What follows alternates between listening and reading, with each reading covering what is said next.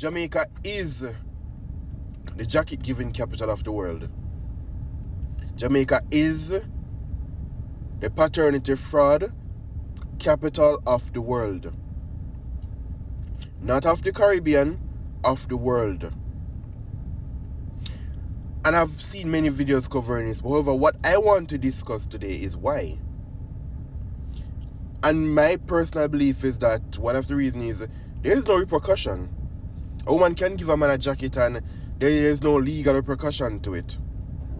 She doesn't have to pay back any money the man spent. She doesn't have to pay the man for any emotional trauma he suffered because he spent years invested in this child. You know how many men discover that the child is not theirs only when they migrated to another country and they want their children to come with them, and the child has to do a paternity test to prove that the father is really the father when they are filing for their child. That's when a lot of men find out that the child is not theirs, or children are not theirs.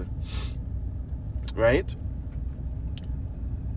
I saw recently a politician or a member of parliament was saying that he wants to make paternity tests mandatory. And I fully agree with that. I fully agree with that. Paternity tests should be mandatory. And I will also say men should start taking more active, be more active in wanting to know if you are the biological father. Because it's like you're saying you're going car shopping and you heard that that specific car tend to combust, and it is 34.6% chance that it may combust. Are you going to still buy that car? Or if you do buy that car, won't you try to ensure that you find out from a specialist if this specific car I purchase is one of those ones, or does it have any underlying issues that may lead it to combust on me? That's the smart thing to do, right? So men have to be more active in wanting to know if they're the biological father. Because if you don't and you find out you're not the biological father, brother, then you have to take some of the blame for yourself. And don't get me wrong, I understand that a man coming to a woman saying, I want a paternity test, that's going to hurt. However, I think a middle ground can be found where has to be discussed from the beginning of the relationship. Have her understand that it's not that you don't trust her, but rather the odds are not in your favor, and you want, for your own personal mental health, to be able to know for a fact that this is my child.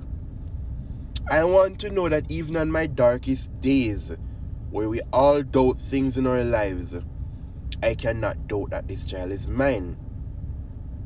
I want to know that if I was to ever wake up one day and decide that, I want to be a deadbeat, you can remind me and I can remind myself that this child is my child and it's my responsibility.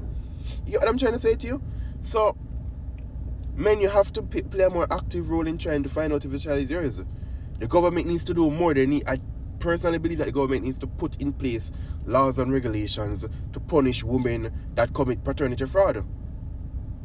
Whether it's going to be a financial repercussion or it's going to be time spent behind bars, either way, it has to be something needs to be done.